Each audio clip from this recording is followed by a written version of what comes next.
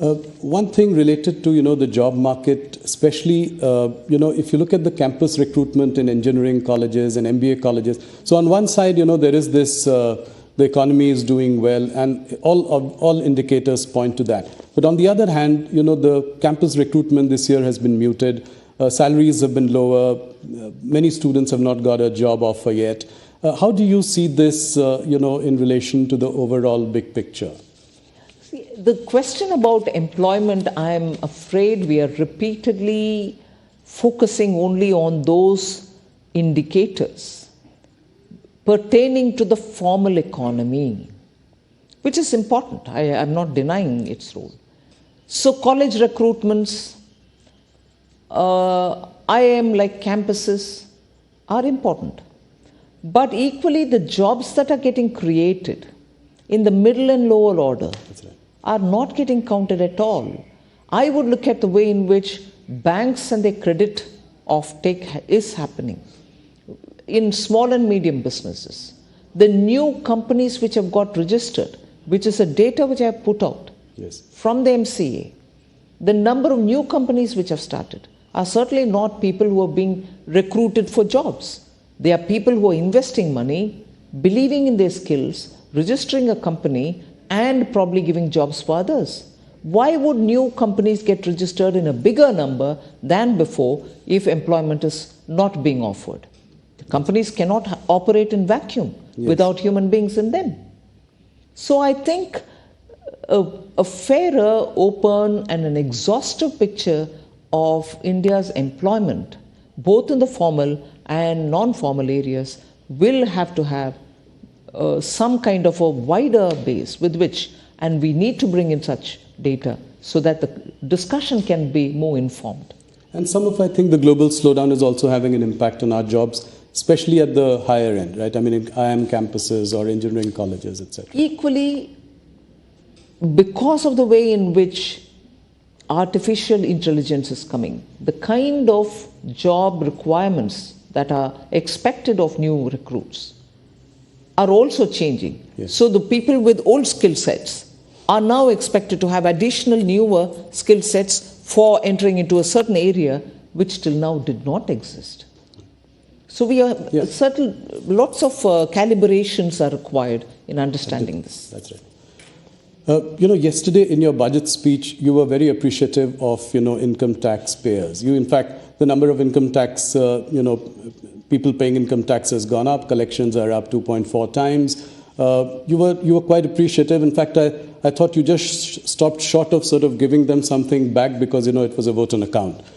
My question is that, salaried people are paying 30% today, whereas corporates pay 22% tax. In the longer term, directionally... Corporates meaning as an entity, yes, a company. That's right. So I'm saying in the longer term, directionally, do you think you would align this in some way or the other? I'm talking about the longer term. Well, the direct taxation reforms are a steady job in the pipeline, and some results come out and more work is happening. So direct taxation is something on which one ease of the taxpayers' facilitation which has to be improved. And also, one of the things happened yesterday, one of the serving the customer better business in the taxation regime happened yesterday. But more work can always be done. Yes, so salaried can be more hopeful in the coming days in your July budget. I'm not saying anything now. No, I know that. I mean directionally over the long term. You managed inflation very well in the past few years. What about food inflation? That's really pinching the common man. Pulses are up 20%, vegetables 27%. Any plan to sort of rein in food inflation? See, food inflation cannot be spoken as one basket or one item. It has so many different components. If pulses are becoming more expensive, we are import dependent to meet adequacy in meeting their demand. In the sense we are not self-sufficient. We need to import to meet our demand, and when you depend on imports, the prices are determined by the supplier, not by us. So when it is pulse or dal, where the prices have to be controlled, so much has to be done well in advance. If you know your crop is only X and not what you need, Then you pre-plan imports. You have to touch on very many countries to get the imports and so on. And in that, of course, the role of the traders is very important. Yes. That is one thing. Second is you're looking at other seasonal vegetables, which can equally be affected by drought or by excess rain. That's true. No import substitution or no import in the last minute can help us. If suddenly one particular crop, say of potatoes or onions or tomatoes, are lost, the last minute procurement from somewhere else is also fraught with difficulties. That's good. So, the treatment for controlling price for pulses and the perishable crops and, let's say, rice which can be stored are all very different. And that is why there is a committee in Government of India which looks into this and makes sure that periodically you're able to get in time those based on estimates. It's an ongoing job. It's not with a deadline. It has to keep happening. Yes. And I think largely the committee has been successful. Otherwise, we couldn't have been closer to the policy range. That's right. You know, I had interviewed the Prime Minister in 2016, as early as that, and he spoke about the white paper. He said that we should come out with the white paper because we inherited an economy which was in the fragile five. And you know and that was early, just 2 years into the government. And what we had to really do to drag it out of, the levels it had reached. You spoke similarly yesterday about a white paper, and you said it was a Herculean task to bring the economy back from the brink. What is the idea behind the white paper?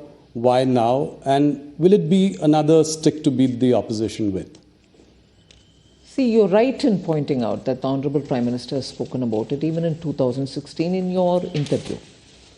Then it was so many different sections of our society themselves suggested to us that you better bring a paper out, white paper out, to say why Indian economy has reached the fragile five, to say why our banks had become such a black hole. Nothing could be restored of the banks. Banks were all in deep trouble. Look at the number of NPAs and the value of the NPAs, meaning what was the original value and to what extent they had reached almost close to valueless positions. So whether it was your banks, whether it was the overall economy, whether it was defense procurement, whether it was a vital sector of telecom, why? Even minerals. Yes. Every area was ridden with problems.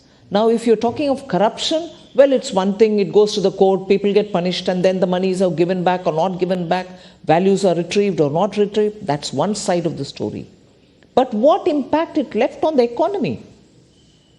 To restore your banks back to health, to make sure your country is safe with adequate strategic equipments given to defense personnel, to make sure that your mines, which are wealth under the earth, meaning inside the earth, under the soil, to use them for the benefit of the country rather than to use them as one instrument through which you line your own pocket.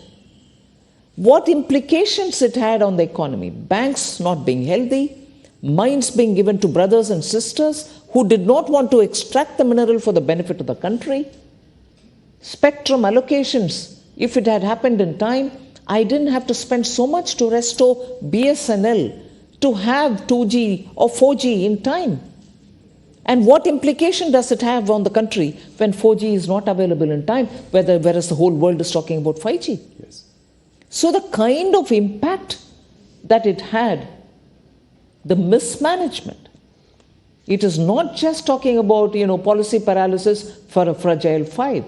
It's talking about every one of these steps, which one in morally, which number one, morally was immoral, in the sense was not right, and equally the kind of positive effect, if it had happened very well in a transparent fashion, it would have had on the economy. We lost 10 glorious years. And to restore it to that position back and then to pull it up, to now get closer to the world's third largest economy, is a Herculean task. which I'm grateful this country had a Prime Minister like Modi ji, who single-mindedly said, I will restore this economy back. It's my service to the nation. Yes. Otherwise, it wouldn't have happened. So why the white paper now? Yes. We've had 10 years. And prior to that, there was a 10 years where you saw all this happening. Policy paralysis, corruption, nation losing its endowments, and so on. 10 years under Prime Minister Modi. What kind of course corrections had to happen? Yes. What kind of restoring confidence had to happen? What kind of pulling back from rut that had to happen? And equally, making sure you're purchasing the equipments, you're removing BSNL from distress, you're making sure BSNL employees are given their due, you're making sure the country gets 5G, not just 4G. Look at the coverage India has in 5G today. I agree.